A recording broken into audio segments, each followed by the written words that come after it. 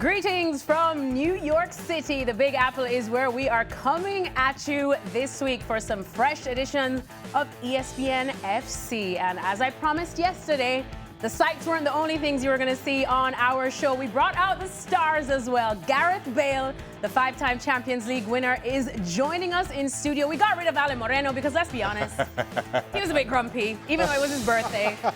So welcome into our studios where we are far from grumpy today. Alexis Nunes alongside Stuart Robson, Shaka Hislop, and our guest of honor, Gareth Bale. Gareth, welcome. Thank you for having me. Are you excited? I am.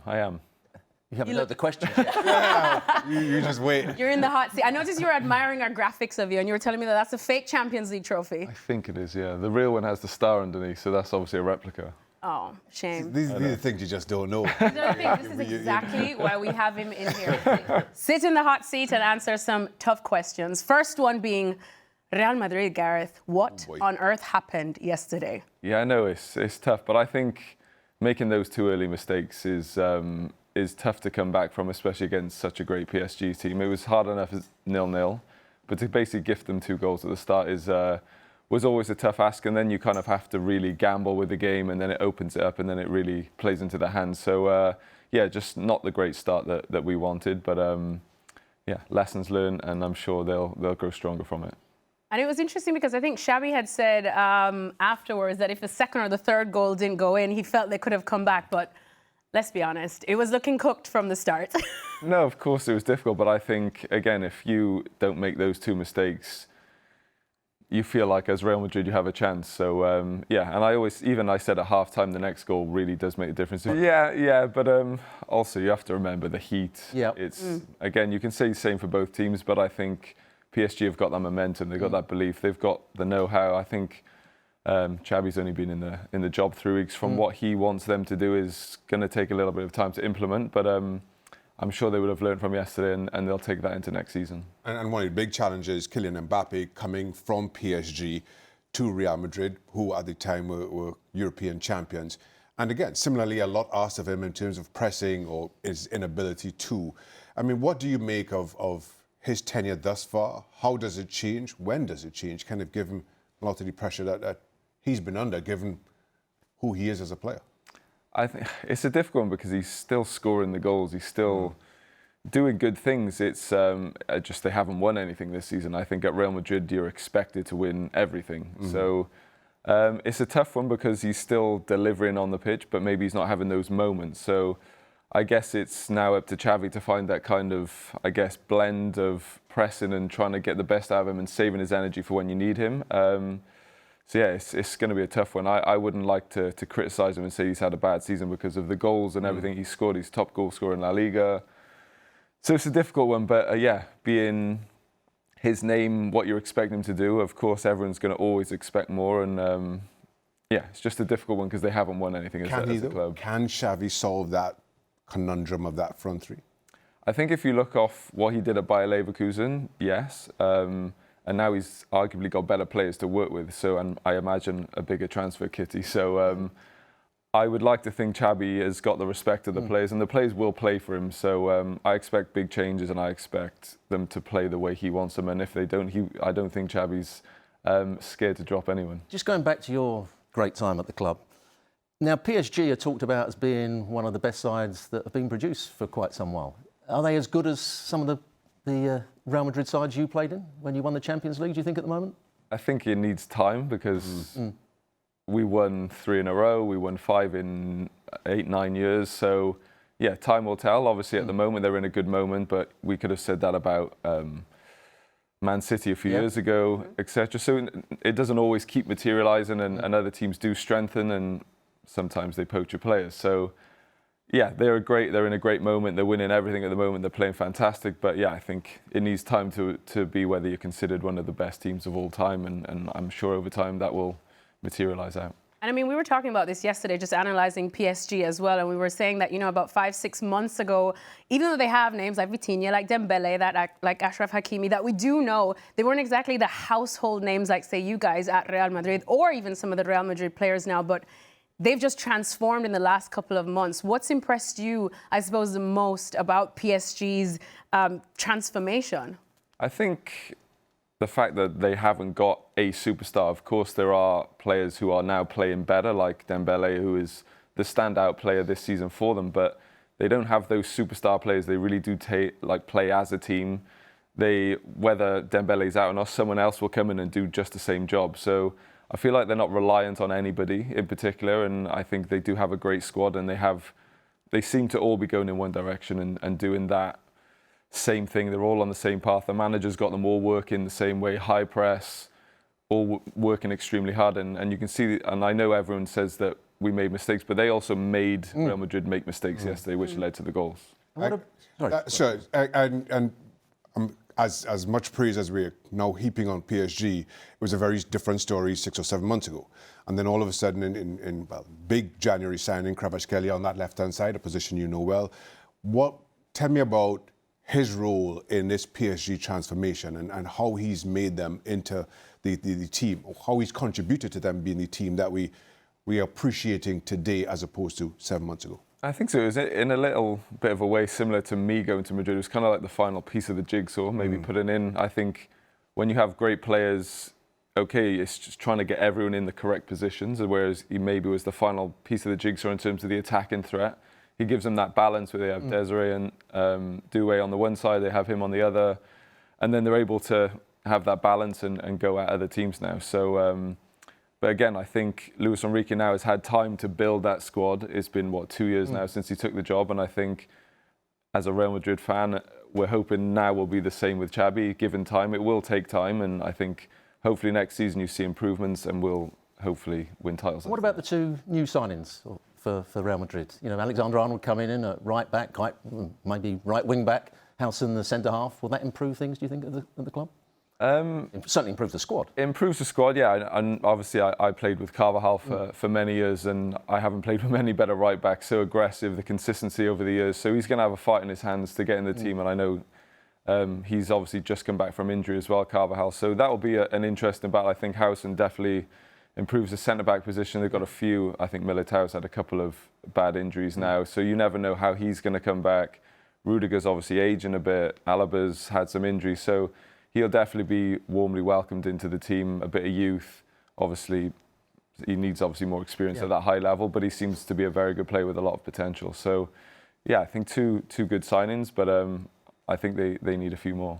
And I don't want to throw more salt in your wounds, but it's been a while since we've spoken about maybe the Ballon d'Or, just throwing it forward, and there's not been an out-and-out Real Madrid player in the mix. Now, you know, it's either Dembele, it's either Lamine Yamal, maybe, I think Shaka was you saying, or Ale was saying, Achraf Hakimi would be in your top 3 at least.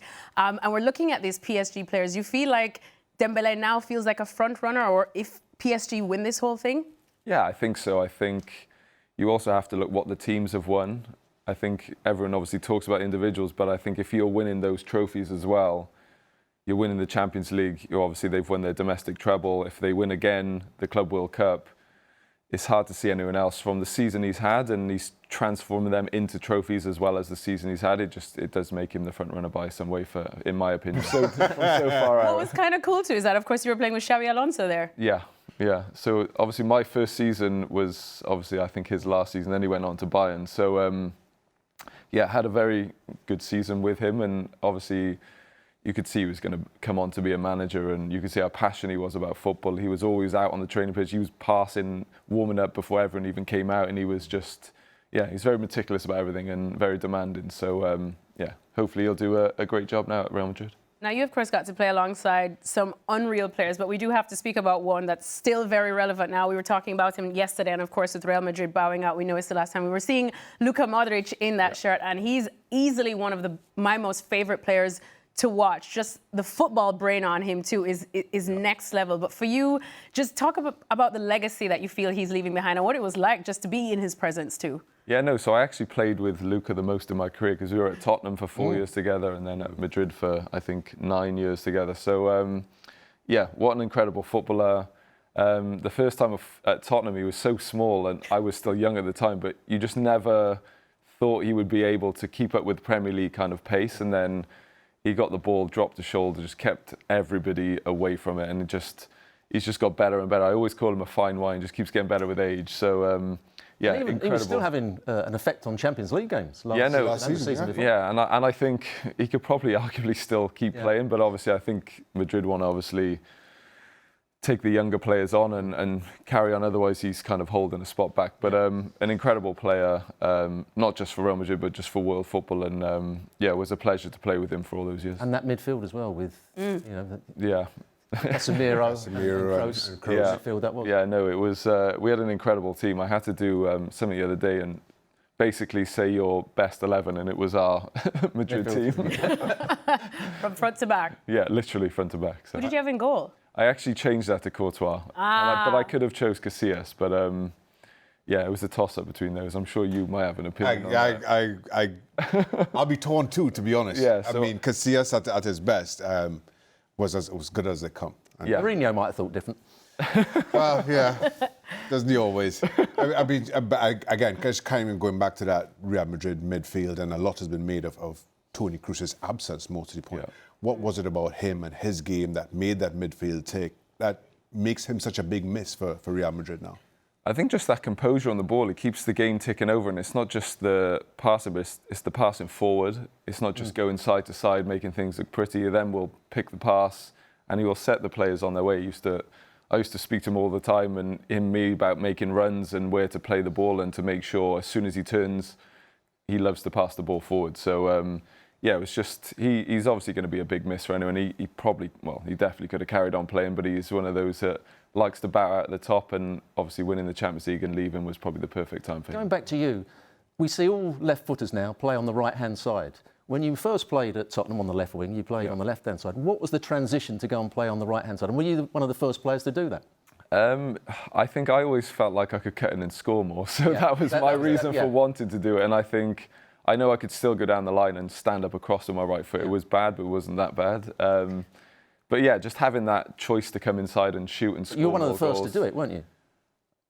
Arguably, I have no idea, to be honest. But it was a great time. I loved playing on the right, as you said, because it was just so much more fun to cut in and shoot rather than just only going down the line, because I did not want to cut in and shoot on my right foot too many times. I would have been pleased if you were playing on the right. Or Mark Bartra. We're never going to have him on this show, are we now? No. Hopefully he's not watching. Well, I know it would be absolutely wrong if we had you here for so long and only spoke about Real Madrid, because I do know how much you did enjoy your time at Spurs as well. Just now when you see the trajectory that Spurs has been on, of course, I know that you won the League Cup when you were there, and then they went through the drought that we all reminded them of every single season. But now they broke it again with some European silverware as well. Just your thoughts on when you look at Spurs now and how far they've progressed. Yeah, I think it's great, first and foremost, for them to actually, I think, get that off their back and win that major trophy. They've been so close so many times, being in the Champions League final against Liverpool, not quite getting across the line. So they've always been there or thereabouts, but never have quite got across the line. But now, obviously, they've done that. Hopefully, they can keep reinvesting into the team and keep growing. And I think it's such a big club. I never realised until I first moved there how big it was. And then everybody seemed to be a Tottenham fan. So, an amazing club. I had an amazing time there. I had an amazing relationship with the fans and have a lot of friends still at the club working behind the scenes and the staff and everything. So, I was supporting them in Bilbao. I was there watching and very happy to see them lift the trophy. And like I said, hopefully he can win a few more going forward now as well. Who was behind you going from left back to left wing? Because that's happened at Tottenham in the first season, didn't it? So I actually started playing left midfield with Martin Jol there. I made my debut at Old Trafford playing left midfield. But then when Harry was there, Benoit Acosta got injured, and then I played left back, and I basically kept going forward so much I left a space every time behind. So we came up with the conclusion of, if you can take that defensive responsibility away, then I can just concentrate on constantly attacking and getting back when I can. So I guess he was the one who really implemented it to stay long term and give me the confidence going forward to do that. And haven't pretty much looked back since. So. Full disclosure, my son's a Spurs fan. I'm not sure how I feel them as a father, so desperately. Mine's a Spurs fan as well, and a Madrid fan. Yes, but in kind of given what we saw of Spurs last season, and then change of manager, a busy transfer window thus far, be as biased as you like. What's the expectation of Spurs this season? I don't know, because with a new manager comes new signings, new way of playing, so it's a bit of the unknown. Obviously, I think everyone's still happy from last season and probably not really thinking about this season yet, but I think the new manager's obviously got a proven record of how he plays football. I think it's definitely the way that Tottenham like to play. But again, it's kind of the unknown. Who does he sign? Who does he bring in? Yeah, it's an unknown, but I think hopefully it's potentially exciting times because this team now has got that winning feeling. They know what it's like to get over the line, and hopefully that keeps giving them the motivation to want to win more, I guess.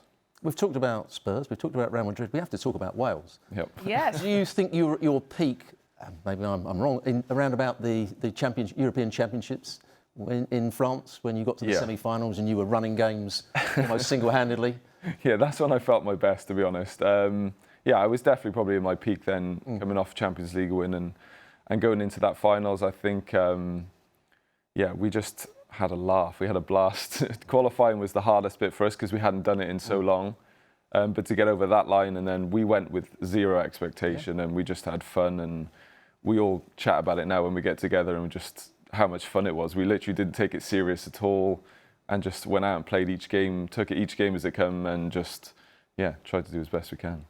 Do you feel like Wales are getting closer and closer to, as you said, instead of just qualifying for a major tournament and going out and having fun, to then buying into the expectations that maybe not quite as the Englands would be, but still in that mix, in that conversation? It'll always be difficult for us because of the size of the country. But yeah, I think no one expected then for us to get to a semi-final of a European Championship. But I think now maybe there is a bit of expectation, which we didn't have before, so it's a different kind of pressure. So I think that maybe affected us in the World Cup going into that, where I think we were expecting ourselves to get out of the group and we didn't quite perform. So again, I think expectation's a great thing. It means we've done things right in the past. We've won games, we've got through group stages, and if we can keep setting that bar high even now, it's just going to help us to aim and hopefully achieve higher as well. Let me ask, in a career that's littered with moments that 99% of us who've played can only dream of, is there a favourite? I don't know if there's a favourite. There's many favourites, but I think lifting my first Champions League trophy, that was probably the most special in terms of club, because it was one that you didn't kind of know what was coming or how to celebrate or what it was going to feel like to lift that trophy after watching it as a kid and seeing other players and teams lift it. But then doing the things we did with Wales was on then a personal level, to do that for your country, to captain them, to take them to a place that we haven't been before, was something that, yeah, I'll be able to look back on with fondness, with proudness, and yeah, great memories. Well, Gareth, I think we could keep you here for another half an hour, but Robbo gets very vulnerable when we don't make the show a lot about him. We're going to probably have to wrap soon, but I have to ask, what are you up to now, keeping yourself busy? Golf courses? Yeah, there's quite a bit of golf, I must admit. You're pro yet? No. Handicap's at scratch, but no, I'm nowhere near the pro level. Those guys are yeah, by far way better than me. But I enjoy playing and seeing what I can get to. But yeah, we're interested in trying to take over Cardiff. We've actually put in a great new offer that we hopefully can get some feedback. We feel like it's a very, very good offer for where the club is at, and yeah, it's kind of out of our hands now. We're looking forward to maybe to see what develops with that, and yeah, things are exciting, and yeah, looking forward to what the future holds. Gareth Bale, there's nothing this man can't do, right? Well, Gareth, thank you so much for hanging out with us. We absolutely enjoyed that little trip down memory lane, as well as talking about Real Madrid, PSG, etc. We wish you all the very best in your endeavours, and we hope you get to hang out with us again soon. Thank you. We'll come join you on the golf course. I've never played. Let's take in some MLS action now, shall we? Inter Miami up against the New England Revolution. Will we see some Messi magic in this one? Well, 27 minutes in. Terrible back pass there from Beeson, and Messi does what Messi does. Well, he still had to finish it, and it's a good finish. It's the headed back pass on the volley. Easy finish for him in the end. 30th minute now, Busquets playing it through to the little man himself, and you already know what was going to happen. What a likely combination. Sergio Busquets, deep, clever ball into space to pick out Lionel Messi. Nobody can keep close to him. Good finish. Well, Inter Miami flying high in this one, looking comfortable. Would New England Revolution get anything back? And nice one, though. A great shot. A little bend on it as well from Gil. Well, Inter Miami win this one by 2-1, and Lionel Messi doing exactly what Lionel Messi does, and that is be good, be great. He actually added another record to his list. He's now the first player in MLS history to score multiple goals in 4 straight league games. All right, well, let's talk about some transfer news, shall we? Because it looks like Mohamed Kudus and Morgan Gibbs-White are on the move. And we were talking about Tottenham Hotspur earlier on with Gareth Bale and seeing exactly where they stand. And they have been busy in this transfer window indeed. Now let's welcome in our dear good friend, Mark Ogden. He is out of the sun and the heat. He has bought a tie and a jacket and a shirt just to be with us here today. Well, I'm replacing Gareth Bale. I've got to kind of, do my bit. I know. Gareth brought such positive vibes, so we had to bring it down a couple of pegs. So we brought Augie. We brought Augie. No, because Augie is our brain as well when it comes to transfers. We were talking Spurs, as you saw, Augie. Mohamed Kudus.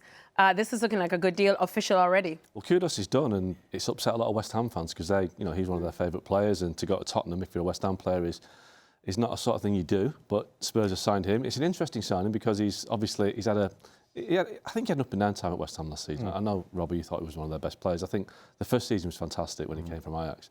But for me, the really interesting one is Gibbs-White because they've managed to find out that he's got an escape clause at 60 million. But obviously, Kudus is the one they've done at the moment. But if they get Gibbs-White over the line as well, that is a great signing. A great midfielder that a lot of big clubs are looking at. Robert, what do you think about this business? Well, Kudus has got a lot of potential. He did, as I said, he did play very well in the first season, but I know a lot of West Ham fans, Xhaka being one of them on certain days, and he's someone with a bit of pace. He can go past people. He adds a bit of dynamism to any team. He's got to show a bit more consistency.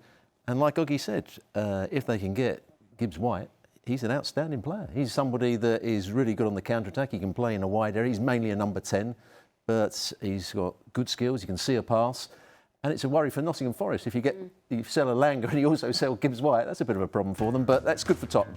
Yeah, big problem, I suppose, for Nottingham Forest, especially after they had it looked like they were having such a wonderful season. Shaka, you heard what Augie said. If you're from West Ham, you don't go to Spurs, but still, had to be done, you think? Listen, Spurs are a bigger club, so you understand the attraction to a player like Mohamed Kudus, and to the point that both Augie and Rob were making, had Spurs tried to do this deal 12 months ago, they probably would have paid a whole lot more money. He is direct, very different from anything Spurs have right now on their books. So it gives them a good option at a decent price. And for Mohamed Kudus, it's an easy decision to make, a tough one in figuring out how West Ham replaces that directness, replaces that attacking threat, because I'm not sure they have, outside of Gerard Bowen, I'm not sure they have too many other players who can give you that.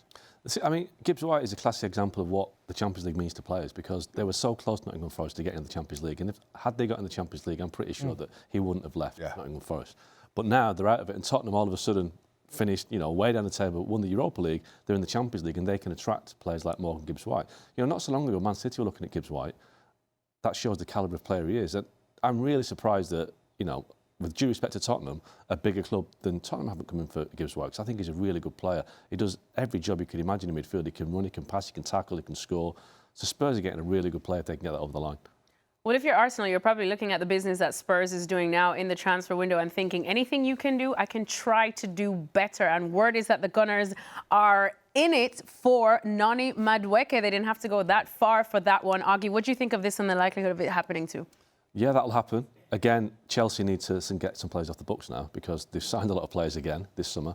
They've also been hit by UEFA with a big fine for the way that they've contravened financial regulations with UEFA. So they have to get players out. And Madueke, again, homegrown player, enables them to have their PSR 100%, pure profit situation. So Madueke to Arsenal, I was saying to Robert, but it's interesting because he plays the same side as Saka.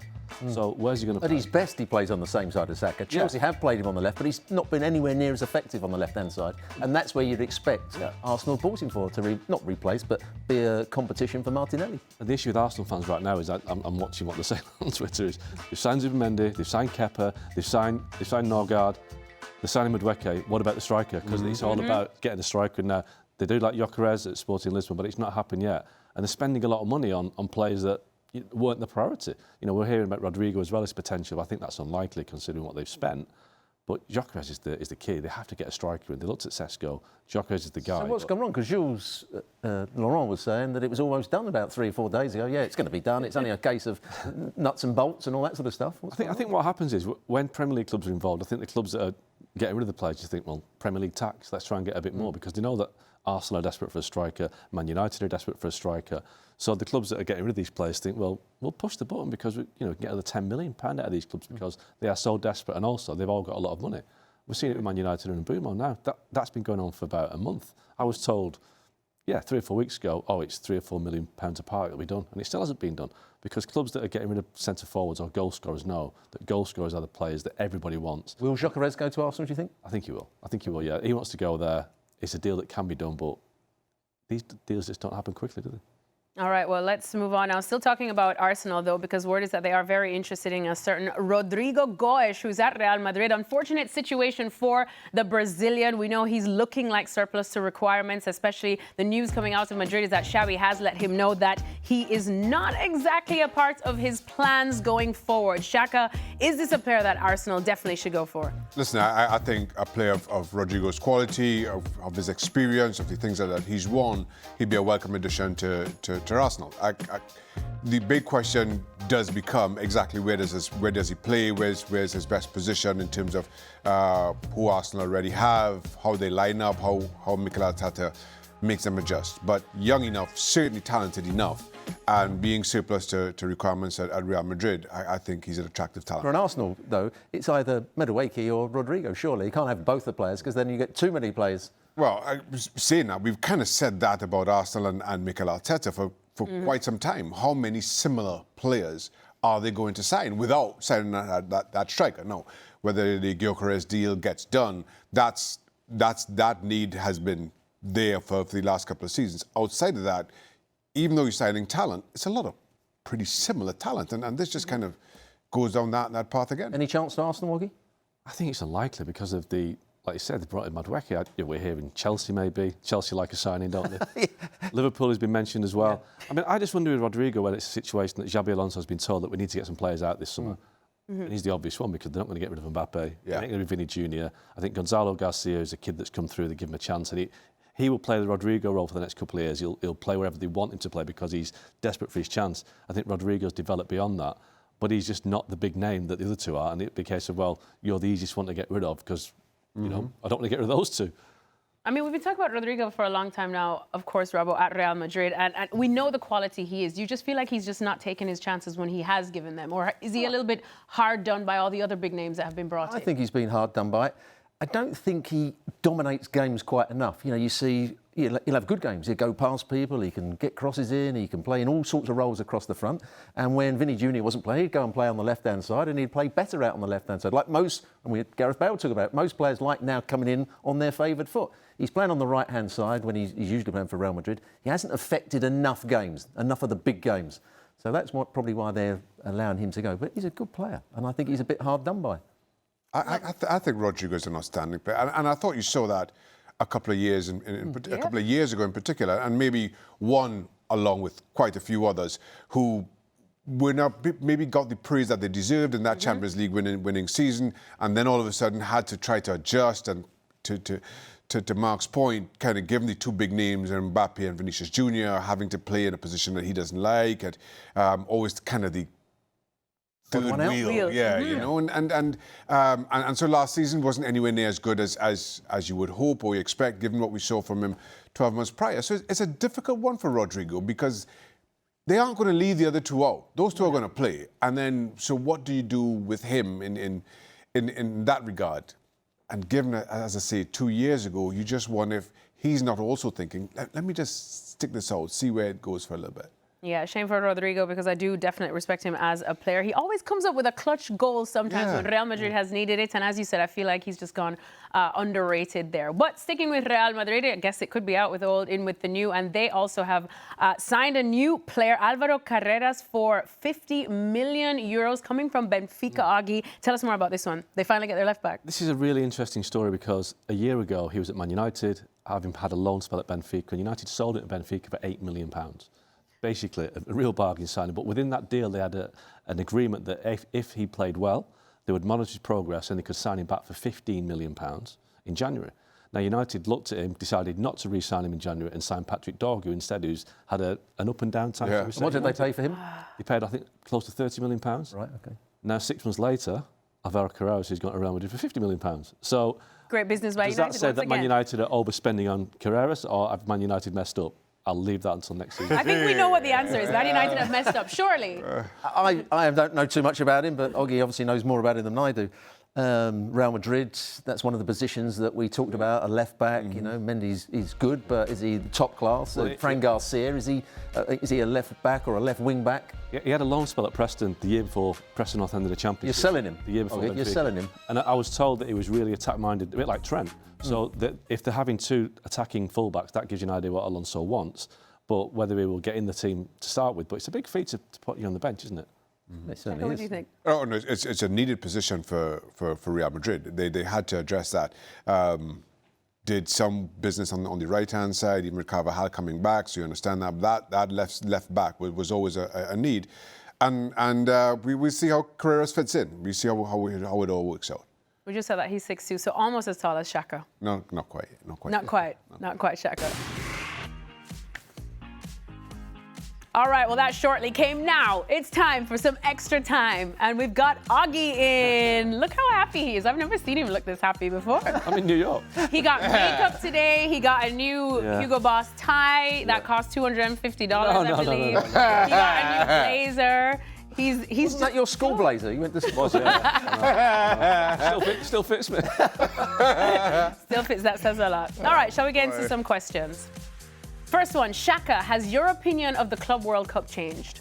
Not entirely, no. And I guess I'll see in the longer term how the teams who've gone deep in the tournament, how they fared during their league campaigns. Let's be honest, there's no suggestion that PSG are going to do anything but win in France. Chelsea going to the final, we see how that shapes up. But I still think it's been a glorified pre-season friendly, albeit with a very expensive purse at the end of it.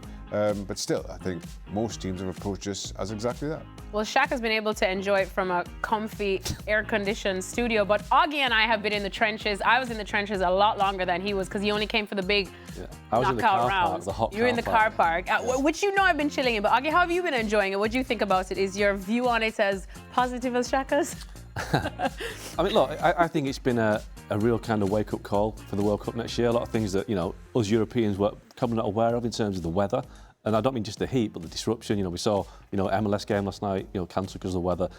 That surprised me how many games are kind of disrupted by the weather. The travel, Real Madrid couldn't make their press conference on the day before the semi-final because their flight was delayed by the weather. So I think what a lot of European teams and fans have to get used to for next year is that you come to the US in the summer, you have a great time, but you might be delayed, you might have a game cancelled, you might get wet, you might get quite hot in a car park if you're not careful. If you're not careful.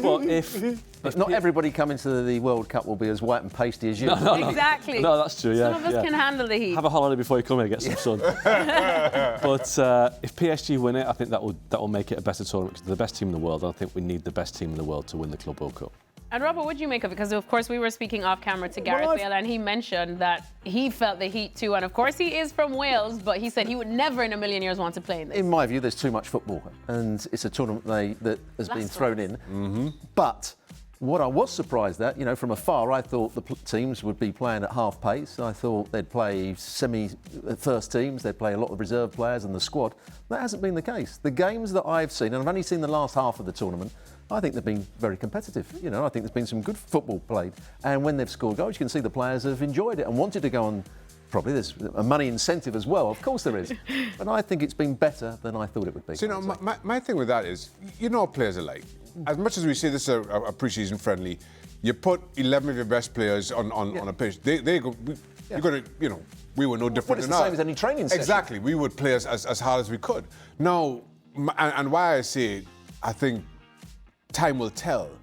If, and I don't mean to be picking on Chelsea, it could be anybody here, but Chelsea are in the final. If Chelsea have an injury crisis come October, let's say, everybody will start pointing, well, look what happened this summer. And you could use that for every single every single team, we probably won't keep us close an eye on the Brazilians, etc.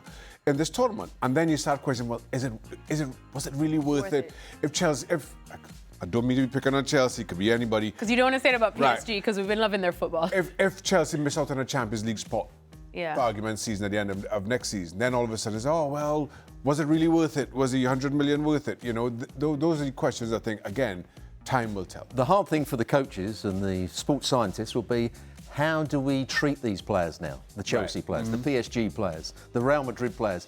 We're starting the season in 3 weeks' time, 4 weeks' time, whatever it is.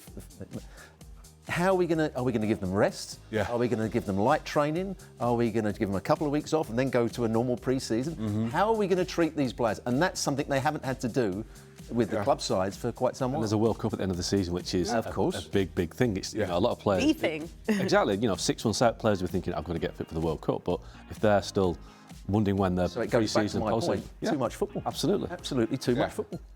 Ah, the positivity in this room. Speaking of positivity, this question's for Mark.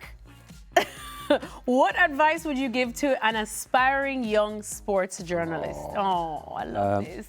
Give us a Shaka voice. Pack cool clothes. Depth. Be good enough not to Light t-shirts. Do not wear black in July in New York. be good enough not to have to stand in a hot car park in the summer. That's one thing I'd say. No, listen, you just have to just go do it the hard way. Go to games, speak to people. It's not all about taking pictures and just being seen. It's all about putting the hard yards in. Getting to know players on the way up, getting to know players when they're not famous, and getting to know. Why look at me when you say that? I'm looking for a nod of agreement. or Alexis, do what we've seen him do. Every time we have a chat, he's writing something down. What did he say? What did? Yeah. I can use that one. Yep, Oh yeah, yep. I've got that. Yeah. We call that the ops. Be inquisitive. Yeah. Be inquisitive. Didn't they say curiosity killed the cat though? What?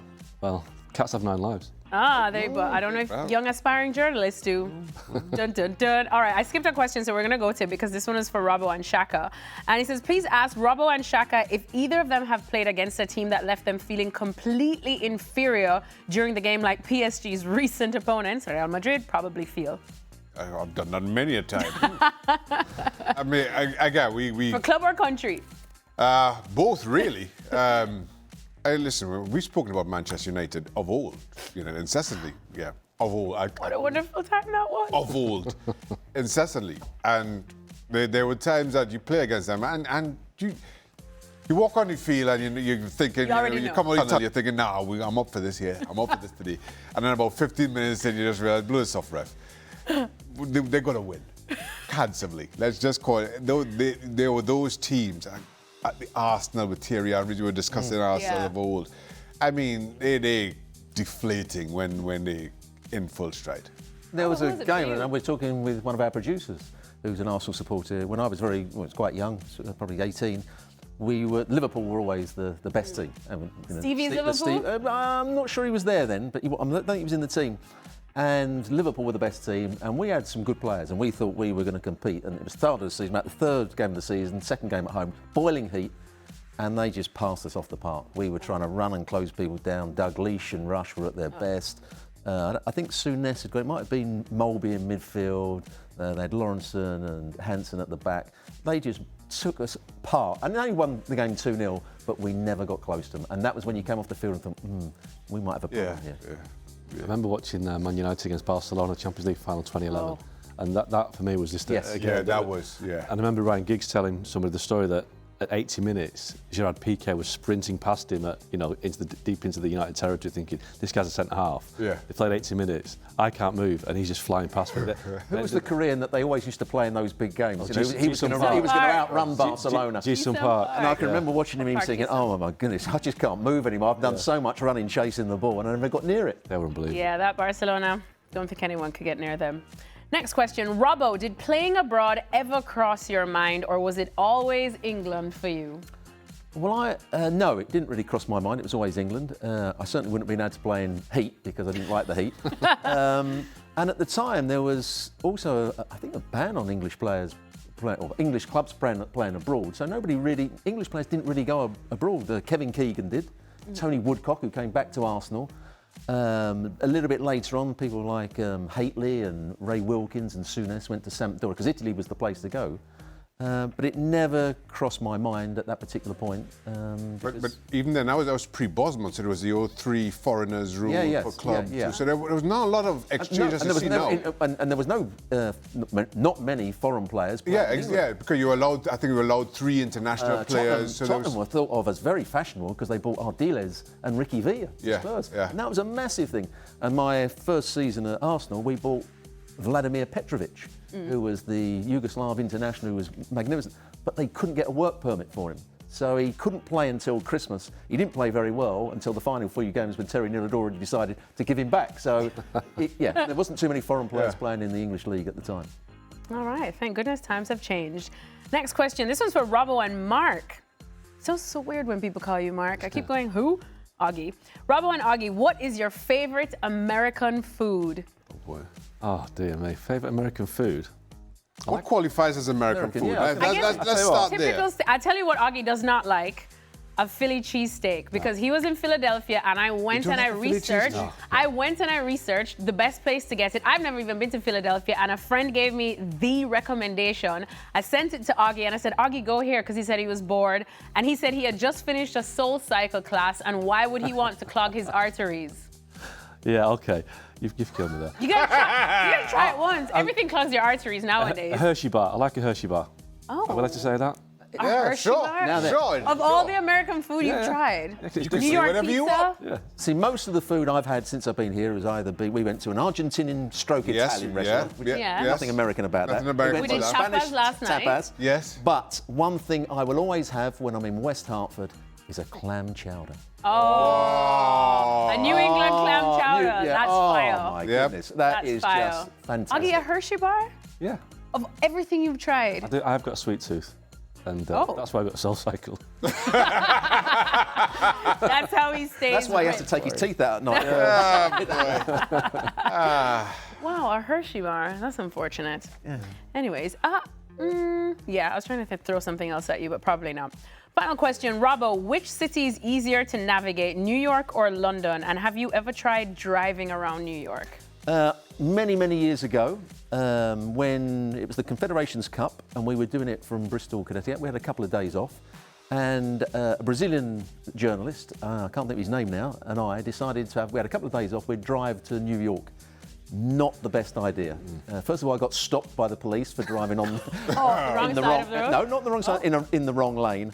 And then we couldn't find anywhere to park, and I ended up parking it somewhere where everybody said, you're lucky that your car survived. That's all I could say. I don't know where it was, but when I told somebody, they went, and your car was still there when you came back? Oh, boy. Yeah. I did the drive the other day from Connecticut, and it was a white knuckle ride. the roads in Connecticut are nice, but as soon as you get to New York, I was shocked by the standard of the roads. But how do you compare it to London? London's easier. London's easy. Because Connecticut's a completely different kettle of fish. I get the train to London. Oh, that's true. So, do you know what?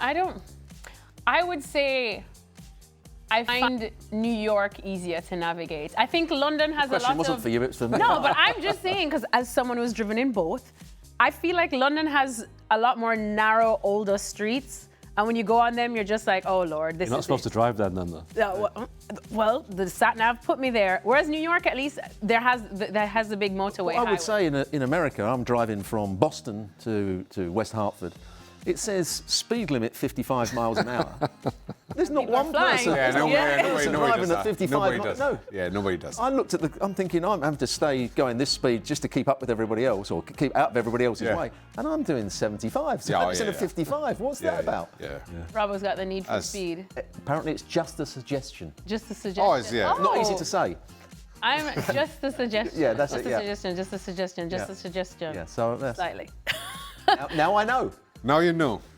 Anyways, the truth is, though, we asked this question to Robbo, but he absolutely hates driving. He prefers to be driven, so much so that his hotel from the studios is literally about a 2-minute walk, but he had a car pick him up to make the 2 minutes. Let's get this right. No, she's right. I didn't It was book like it. 500 feet, literally. And Robbo got his...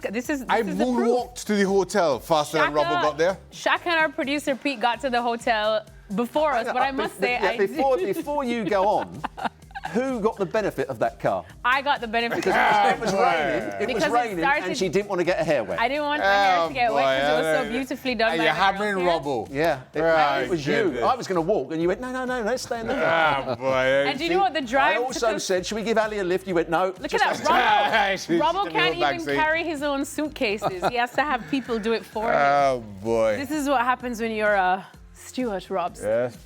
The old pink Oh, jacket. but it did happen, but it was by accident. That didn't look like an accident to me. That looked like like you he were was climbing enjoying in. it. That looked like you were willingly walking in. Done that I before. did not book the taxi from 320, whatever this, Hudson Street to 326. 420 Hudson Book Street. a taxi from I 320 don't to even think it was that 326. far. It was 3:20 to like And 3:26. he waited an hour outside. But Robbo did give him a nice tip, so that was lovely of you. I did 'cause give him a nice tip. He was waiting. He was and I gave waiting him for a nice about an tip, yeah. hour and a half. That was because you've got the show going on for so Hold long. on. I was told. The fare was 45 cents. What's 20% of that? I gave him $30, I'll let you know. Wow. Oh, wow. Okay, money bags. Well, no, I just thought it was right because it was a waste of his time. He was sitting there for an hour. He then just drove down there. I mean, I had to make it worth it. Oh, boy. All right. You didn't put your hand in your pocket, I was did you? I didn't know I was allowed to tip because it was not even my reservation. I was told to walk to my hotel. So My that hotel's was 30 the reason minutes not to give away. any tip. Oh, well, My hotel's a that's good with me. 30-minute drive away. That's the original. I didn't know I was allowed to tip. I didn't know that. know I I have was to get allowed used to. to it. I have to get used to it. We're not used. What I would say is we've been out for 2 or 3 meals. You, I, Ali, and Alexis. Has you paid for anything yet? First of all, I got my card out She didn't yesterday. even buy us a You were there as Hershey well bar. last night. I got my card out yesterday, and these wonderful gentlemen decided to treat me. Not even a Hershey bar. I will buy a Hershey bar for Augie today, since apparently that's his favorite food In America. in America. What's your favorite English food? Because I would say nothing, but okay. Well, again, I'll ask. What qualifies as What English? qualifies- There's no good English food. Beans, exactly. No good beans, English food. beans on toast. Ooh, let's go. No, I can't give you answers to that one. Roast dinner. Oh, a roast dinner's not bad. Roast dinner's dinner's Roast, lovely. and a good pie isn't bad. A good pasty isn't bad. That's Cornish. I like a good pie.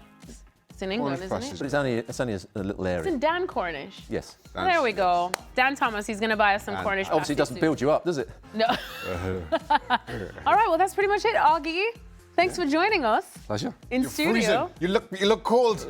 You look cold. I'm actually very cold. We're going to go get some dinner. I've seen now. another side to Augie. You've been top man on this. Augie, you and I are back in the trenches tomorrow, right? We've got some media days, match day -2. Never ends. It never ends. We are consummate professionals. We are off to get some reaction from Chelsea and PSG ahead of this Club World Cup final. But ESPN FC will be back on from Bristol, Connecticut. Please tune in. Craig Burley will be back in studio as well.